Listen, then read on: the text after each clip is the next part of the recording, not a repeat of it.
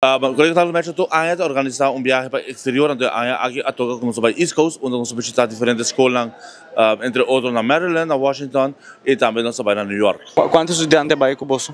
Aya aqui vai total de 70 estudantes e vamos visitar ongeveer just dois begeleider. Que é viaje aqui em Serapa que muito não também foi?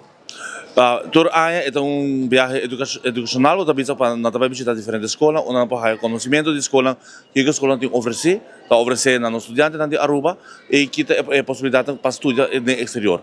Mas quando bisa acaba todos anos passando nós vai Holanda, anos passando nós vai Toronto e aya aqui a toca East Coast América onde nós vai visitar três diferentes universidades, na para o campus, na para o docente na para também com o estudante na enana, ando para aqui o tour para oferecer de estúdio para que se não deseja de estudar caminho, não tem uma ideia acaba quando escolher e que vida exterior, então vida para fora de Aruba.